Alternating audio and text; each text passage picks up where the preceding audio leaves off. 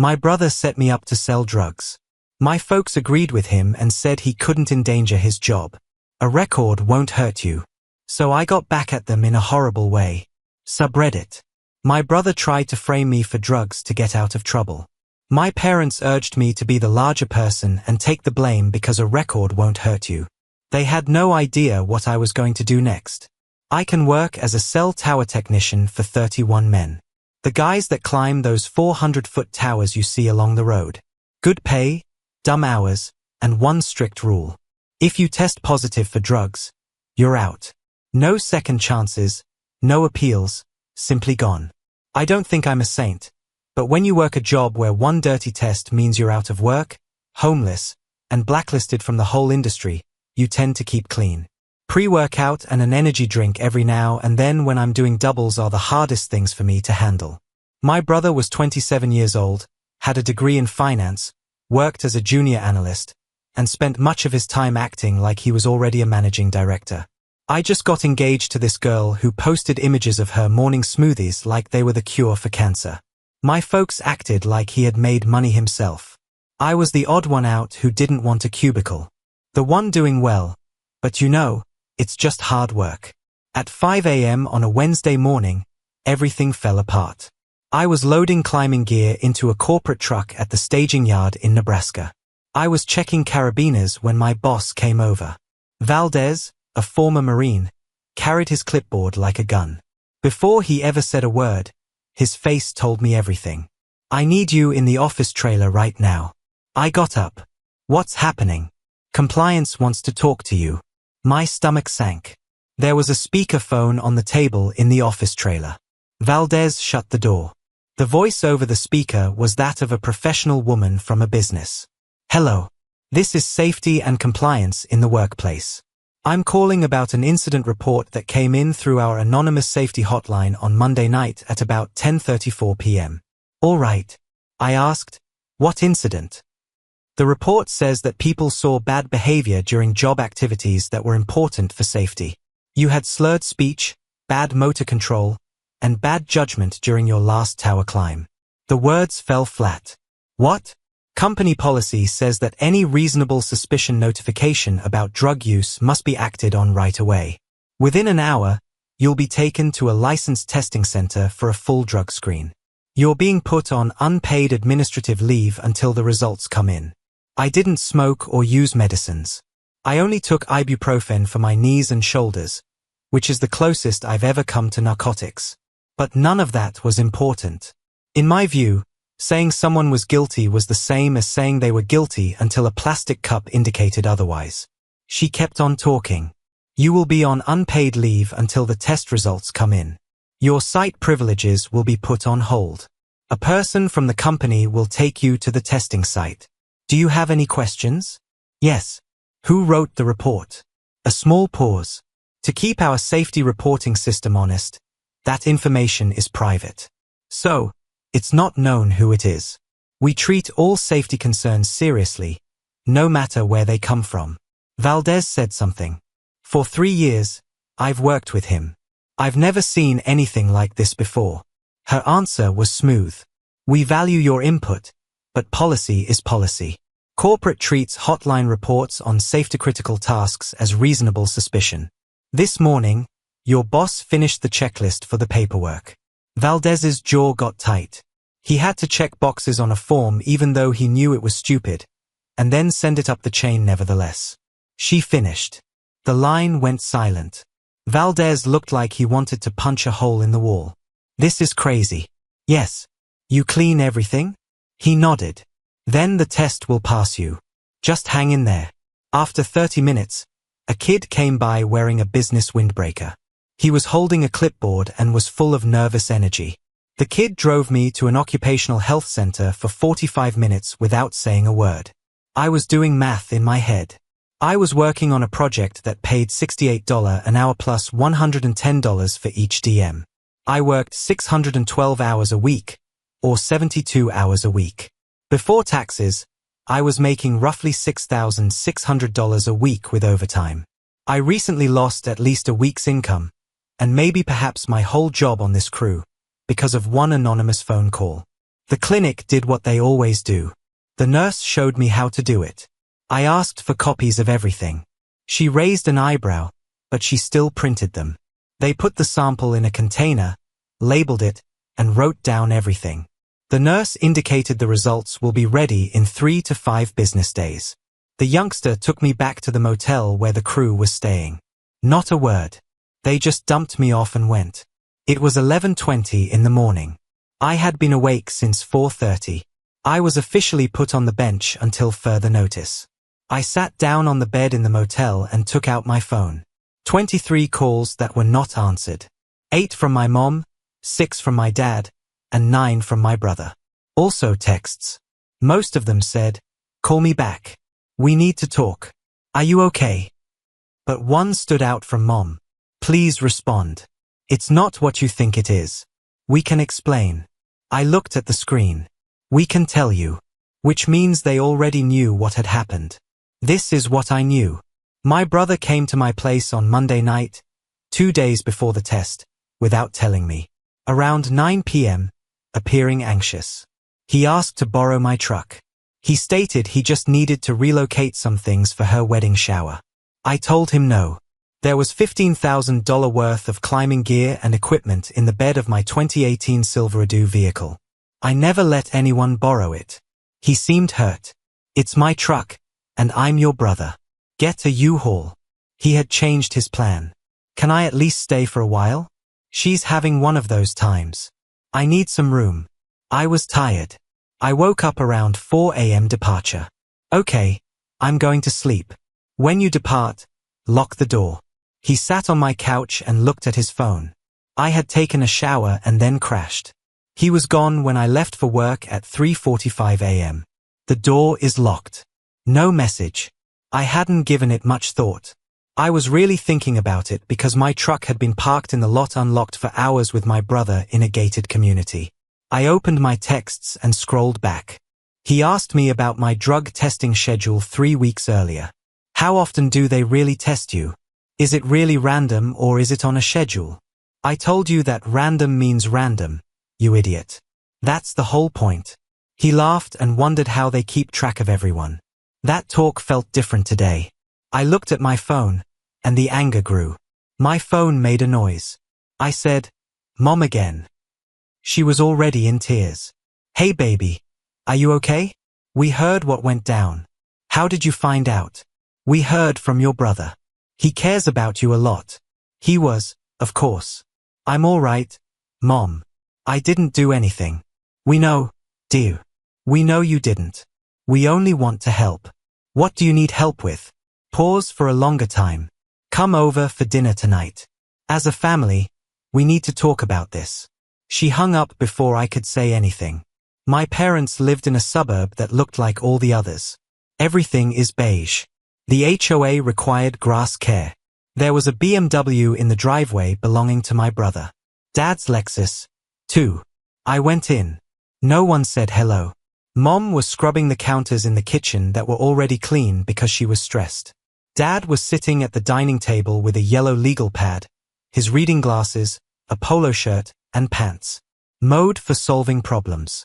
My brother was sitting on the couch with his phone on his lap and no eye contact.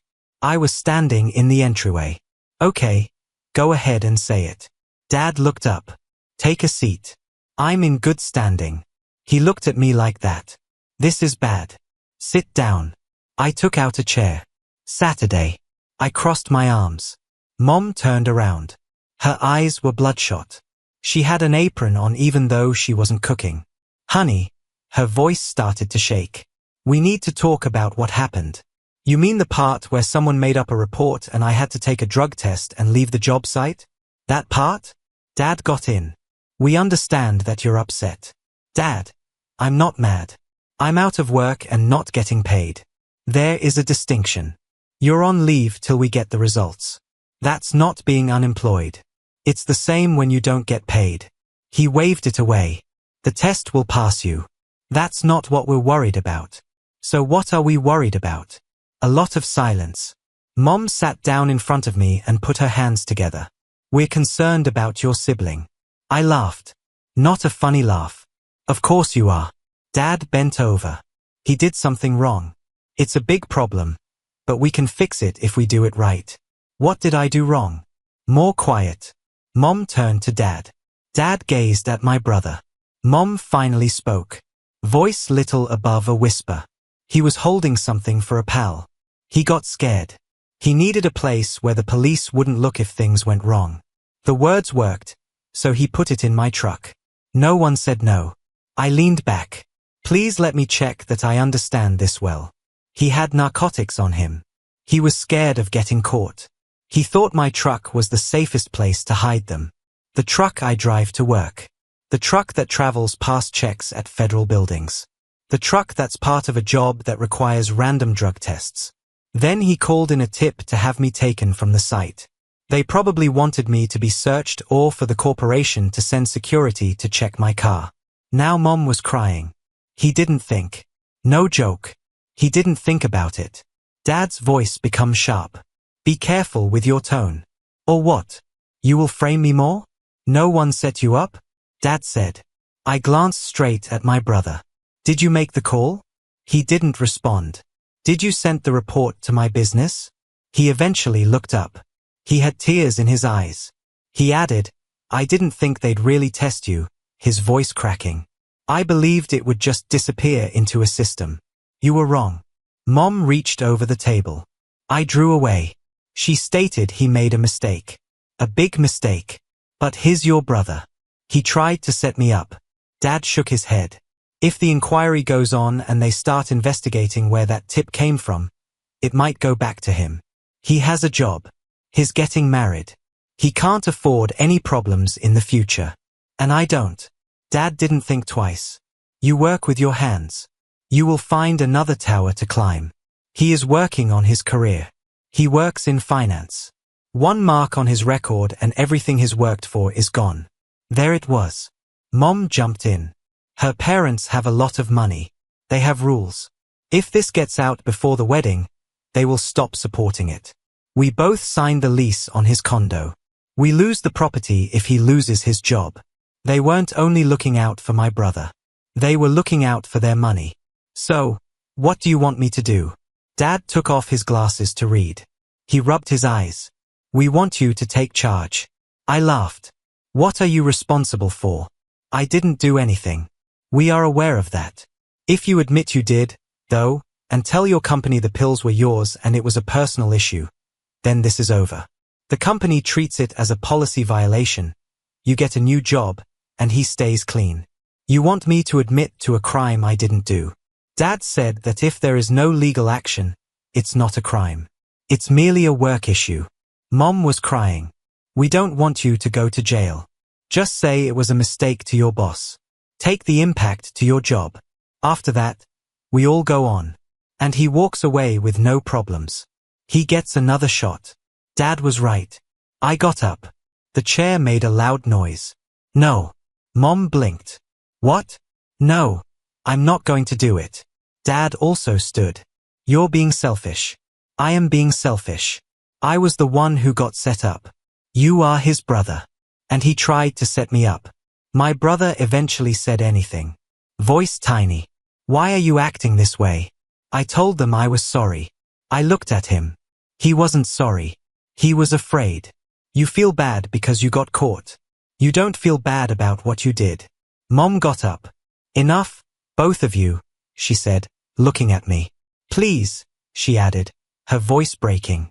Please, just do this for us, for your brother. Be the better person. The larger person.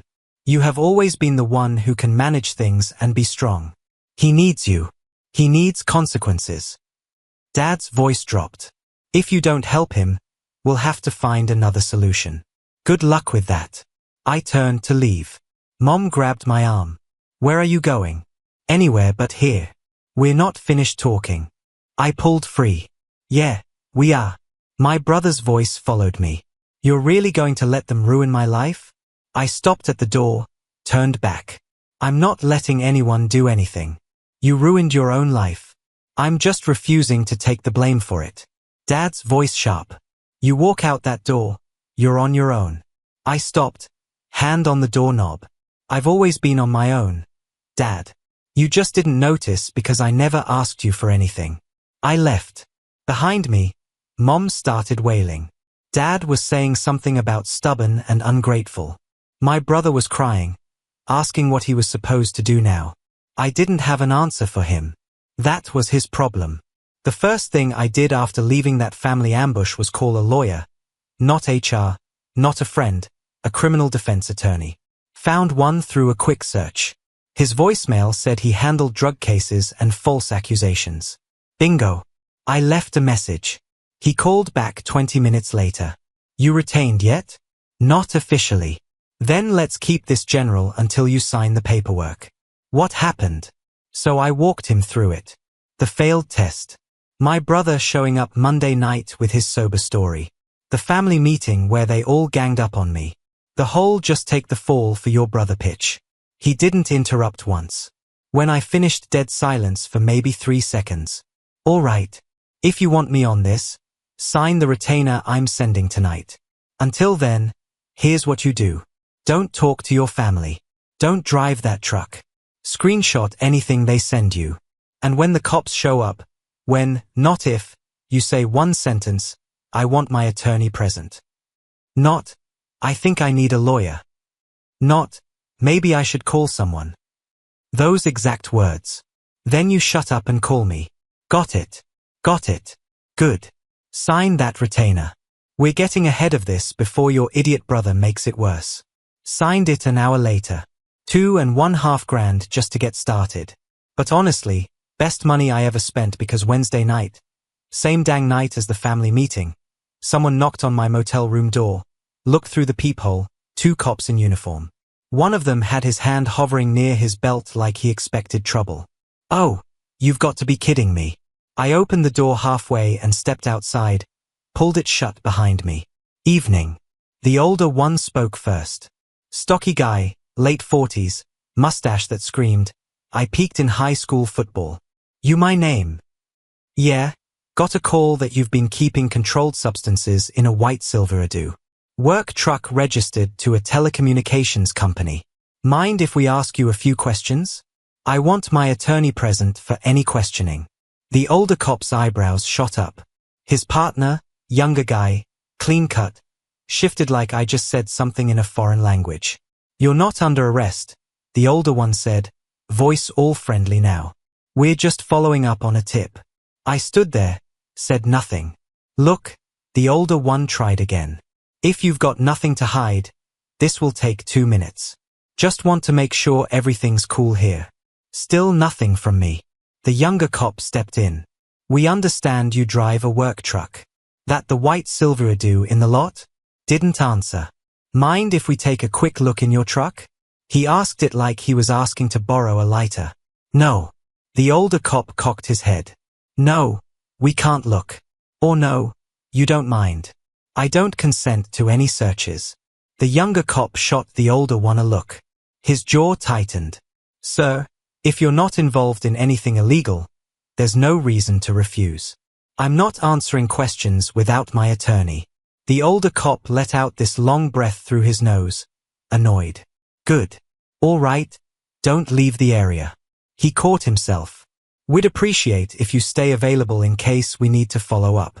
Am I being detained? No. Cool. Going back inside then. Opened the door, stepped through, closed it, locked it. Stood there with my back pressed against the door, heart hammering like I just run a marathon. Tried to remember their badge numbers. Couldn't too focused on keeping my voice steady and not saying the wrong thing. Got a look at the older one's nameplate, but the porch light was garbage. Didn't matter. I had the time, the description, what they said. Could hear them outside talking. Couldn't make out the words, but the vibe was definitely irritated. About a minute later, footsteps walking away. I pulled out my phone and called my lawyer. Rang 4 times. They already came. He answered, yep, 2 uniforms. Said they got a call about drug activity. Asked to search my truck. I said no. Told them I wanted my attorney present. They bounced. Perfect. You did everything exactly right. Did they say who tipped them off? Nah, but we both know it was my brother. Probably. Doesn't matter though.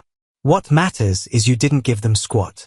No consent, no statements, no explaining yourself. They'll either come back with a warrant or they won't. If they do, we handle it then. So, what now? Same as before. Don't talk to your family. Don't drive that truck. Document everything. I'm sending you a form. Write down everything that just went down. Time, names, badge numbers if you caught them. Exactly what they said. Exactly what you said. Email it to me tonight. All right. And listen, your brother just took this from a family mess to attempted criminal framing. That's a huge escalation. His panicking and panicked people do really dumb things. We're going to stay ahead of it. But you got to stay sharp. No heroics, no confrontations. Just do what I tell you. Will do. Good. Send me that write-up. I'll hit you up tomorrow. Click. Sat down on the bed and started typing. Time 8:47 p.m. 2 uniforms, one older, one younger. What they said, what I said, everything. Finished and emailed it. Police contact Wednesday 8:47 p.m. Then just sat there in the dark. Phone in my hand. My brother wasn't just trying to save himself anymore. He was trying to burn me. And he was sloppy about it. Called the cops before he had his story straight. Gave them just enough to send uniforms, but not enough for a warrant. Sloppy and strategic. The worst combo. But he didn't count on one thing. I didn't panic. Didn't let them in. Didn't explain. Didn't hand over anything. Did exactly what my lawyer told me to. And now I had documentation. A paper trail. A criminal defense attorney already 10 steps ahead. My brother wanted to play this game. Fine. But we weren't playing on his terms anymore. Tuesday morning, my company's lab results came back. HR called. Same woman from before. Your test results are negative across all panels. You're cleared for immediate return to duty. When's the next rotation? Valdez's crew has a Montana site starting Monday. You're back on the roster. What about the report? It's been classified as unfounded. No disciplinary action on your record. She paused.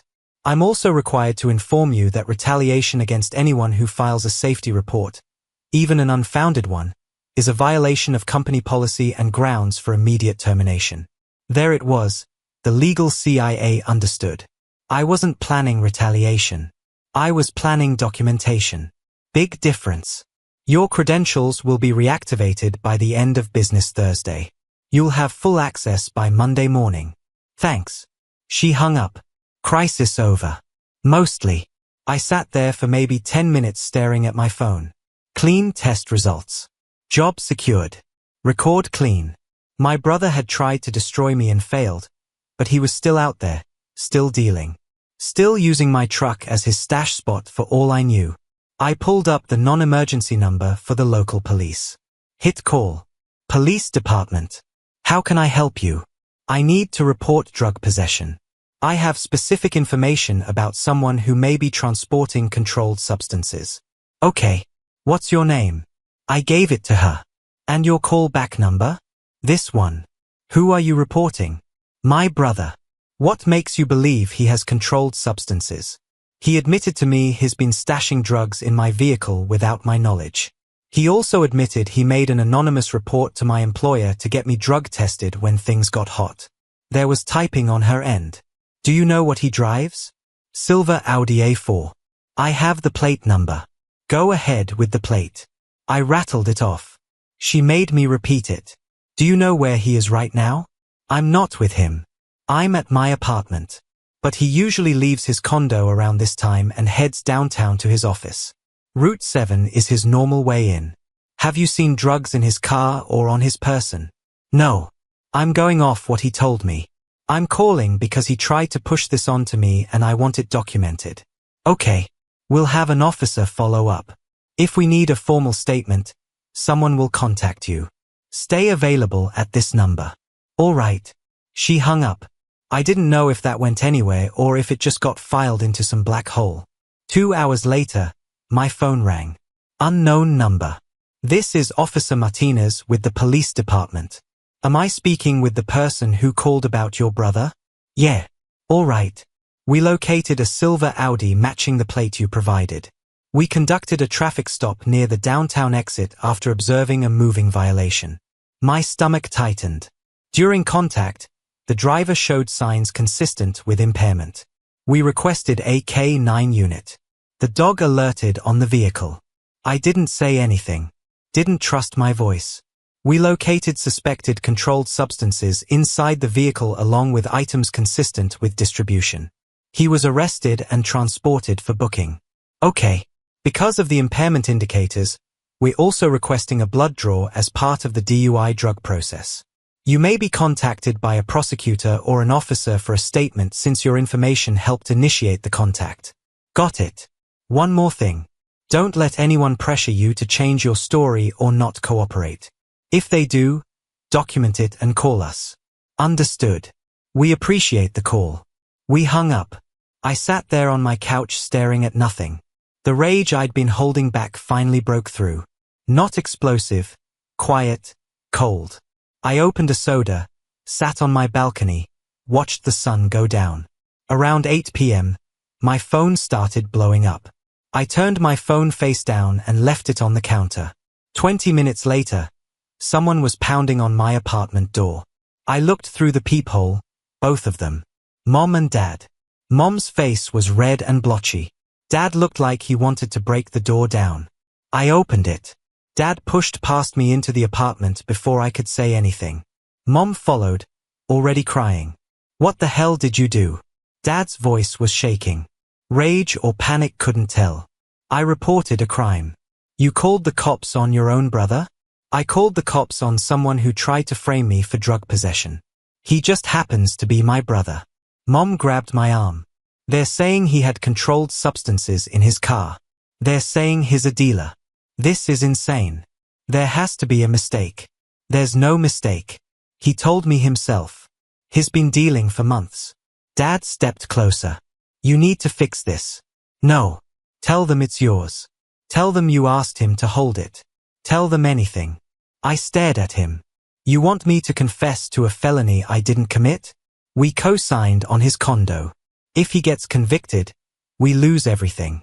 That's not my problem. Mom's voice went high and desperate. Please, please, baby. You don't understand what this means. They're saying bail could be as high as $75,000. We'd need $7,500 just to get him out. We don't have that kind of money, liquid. We need you to help us. I'm not bailing him out. He's your brother. He tried to destroy my career. Dad's face went red. You think you're better than him? I think not dealing drugs makes me smarter. Yeah, we raised you better than this. You raised me to cover for people who screw me over because I missed that lesson. Mom was full-on sobbing now. We'll lose the condo. We'll lose everything. You don't understand.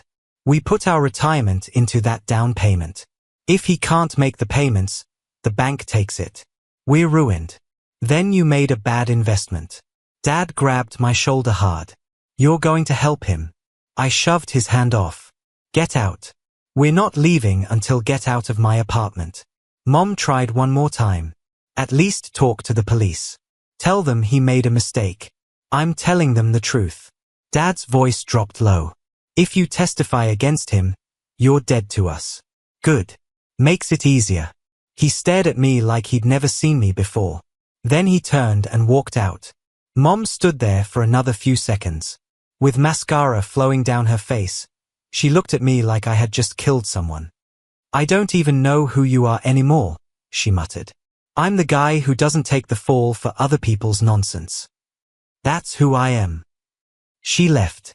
I closed the door, locked it, put the chain on, just felt done.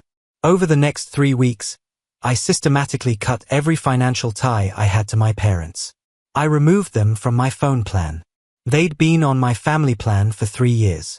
I'd been covering $160 a month without thinking about it. I stopped paying their home security system. $65 a month for the last 2 years.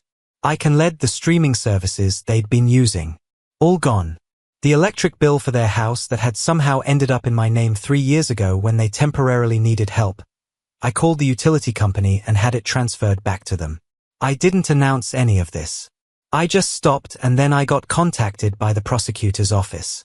My brother's case was moving forward. They needed me to testify about the timeline, the access to my truck, the family meeting where they asked me to confess. I met with the assistant DA, told the truth, provided my documentation, the screenshots, the contemporaneous notes I'd written immediately after the family meeting, the independent test results, the call logs showing when I'd reported him. My brother's defense attorney tried to paint me as vindictive, as someone with a grudge against his successful younger brother. The prosecutor shut that down immediately, pointed to the drug tests, the timeline, the physical evidence from the traffic stop. His attorney tried a different angle during my deposition. Isn't it true you refused to help your brother when he made a mistake? I refused to confess to a crime I didn't commit. That's different. But you knew he was struggling. I knew he was dealing drugs and trying to frame me for it. Yeah. The attorney didn't have a response. 6 weeks later, my brother took a plea, avoided real prison time, but caught a felony, probation, and the kind of record that sticks like gum to a boot. His fiancée had left him the day he got arrested. Last I heard through the family grapevine, she was already engaged to some investment banker in Chicago. Someone without a felony record. My parents lost the condo. Without his income, they couldn't make the payments on the co-signed loan. The bank foreclosed. They had to take out a second mortgage on their own house to cover his legal bills. 3 months after my brother's sentencing, I got a text from a number I didn't recognize. Unknown. This is your mother. I had to get a new phone because we couldn't afford the plan anymore. Please call me. We need to talk. I didn't respond. She called from that number. I didn't answer. She left a voicemail. I deleted it without listening. 2 weeks later, my aunt called. The same aunt who told me I did the right thing. Your parents are in trouble, she said. Real trouble. Okay, they're behind on their mortgage. The second mortgage payments are killing them. Your dad's talking about declaring bankruptcy. That's unfortunate. They need help. They needed help 3 months ago. They chose my brother instead. My aunt sighed. I know what they did was wrong. They didn't just do something wrong. They asked me to confess to a felony to protect their investment. I know. And I told them they were out of their minds. But they're still your parents. Genetically sure. Long pause. Your mom's been picking up extra shifts at the hospital. She's 62. She can barely stand after a full shift. Then she should have thought about that before asking me to destroy my career. I get it. I do. I just wanted you to know where things stand. Appreciate the update. We hung up. For months after that, they all showed up at my apartment. Not separately, together like they'd planned it. I was home on a rare weekend off when the gate buzzer rang. Security. You have visitors, your parents and your brother. I almost told security to turn them away, but then I thought about it. They drove all the way here. They coordinated schedules. This was going to be good. Let them through. 5 minutes later, there was a knock on my door. I opened it. All 3 of them standing there. Mom, Dad, my brother. Mom looked like she'd aged 10 years. Dad's Lexus was gone. They'd pulled up in some beat-up Honda Civic that had to be 15 years old. My brother looked thin, hollow, like someone who'd spent 6 months on probation. Realizing nobody was hiring felons. Can we come in? Mom asked, voice already shaking. I stepped aside. They filed in. Nobody Saturday. This wasn't a social visit. Dad cleared his throat. We came to apologize. I leaned against the kitchen counter, crossed my arms. Okay, apologize. Mom started crying immediately. We're so sorry. What we asked you to do was wrong. We were scared. We weren't thinking clearly. You were thinking clearly. You knew exactly what you were asking me to do. Dad jumped in. We made a mistake. A terrible mistake. But we're your family. We're asking you to forgive us. Forgive you for what? For trying to ruin my career? For asking me to confess to a felony? Which part?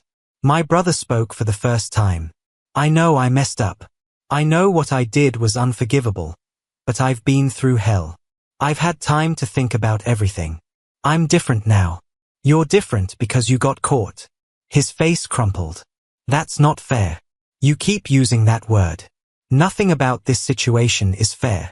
Mom stepped forward, reaching for my arm. I pulled back. Please, she said. We need your help. We're going to lose the house.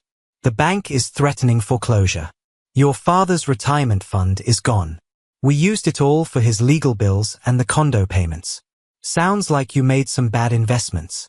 Dad's jaw clenched. This isn't a joke. You're right. It's not. It's consequences. We're your parents. We raised you. We fed you. We put a roof over your head for 18 years. And I've been on my own ever since. Never asked you for a dime. Mom was sobbing now. We don't have anyone else to turn to. The bank won't work with us. We need around $47,000 to avoid foreclosure. We'll lose everything. You already lost everything. You just haven't accepted it yet. My brother moved closer. I'll pay you back. I swear once I'm back on my feet. You're a convicted felon with no job. You're not getting back on your feet. I'll find something. You'll find minimum wage work if you're lucky. And even that's going to be hard with a drug conviction. Dad's voice went cold. So that's it. You're just going to watch us lose our home. I'm living my life. You're the ones who showed up here. Mom grabbed my hand before I could pull away. Please, I'm begging you. We'll sign papers. We'll put it in writing. We'll pay you back with interest. You can't afford interest. You can't afford the principal. You're broke. She sat down right there on my floor, just collapsed into herself, crying. I looked down at her, then at Dad, who was staring at the wall, then at my brother, who looked like he wanted to disappear. Get up, Mom. She didn't move, just kept crying. Get up. She stood slowly, wiping her face with her hands. I walked to my desk, pulled out my checkbook.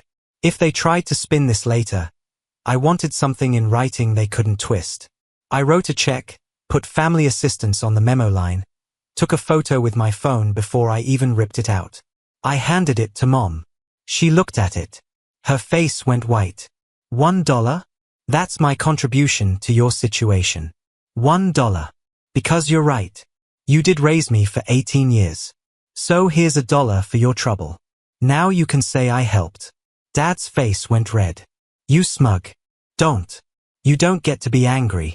You came here begging and I gave you what I thought you deserved. $1. That's the value I place on people who tried to destroy my life to save their investment. Mom was staring at the check like it might change if she looked long enough. My brother's voice was quiet. We drove 4 hours to get here. Then you wasted 8 hours round trip. Dad stepped forward. You know what? We don't need your money. We'll figure it out ourselves. No, you won't. You've been riding his supposed success for years. You co-signed his condo because you wanted to brag about it. You paid his legal bills because you were protecting your own reputation. You didn't come here for help. You came here because you finally realized nobody else is going to bail you out. Mom crumpled the check. Threw it at me. It bounced off my chest. I hope you're happy, she said, voice breaking. I hope you feel good about yourself watching your family suffer. I sleep great, actually. Full 8 hours. No guilt, no stress. We're sorry, she screamed. How many times do we have to say it? You're not sorry for what you did. You're sorry it didn't work. There's a difference. My brother moved toward the door. This was a mistake. We shouldn't have come. Finally, something we agree on. Dad followed him, stopped at the door, turned back. When we lose the house, when your mother and I are living in some apartment, barely making rent, that's on you. No, Dad. That's on you. You made the choices. I'm just not paying for them. You're going to regret this. The only thing I regret is not cutting you off sooner. He left. My brother followed. Mom stood there for another moment, staring at me like I was a stranger. I don't even recognize you anymore, she said. Good. The person you knew was your backup plan. I'm not that person anymore. She walked out. I closed the door behind them, picked up the crumpled check from the floor, smoothed it out, took a picture of it, Saved it to my phone under receipts. My phone buzzed an hour later. Text from Mom's new number. Mom, you're making a huge mistake. We're family. Family helps family. I typed back one sentence. Me. Family doesn't frame family for felonies. I blocked the number. Then I blocked Dad's number. Then I blocked my brother's. 3 months later, my aunt called again. They lost the house. She said, they're moving into a 2-bedroom apartment in a cheaper area. Your mom is working full-time at the hospital. Your dad is doing contract work when he can find it. Okay, I thought you should know. Thanks for the update. We hung up. My brother tried to add me on social media from a new account, but I blocked it. Eventually, they all stopped trying. If you like this video, please subscribe to the channel. It really helps us bring you more and better stories. Thanks.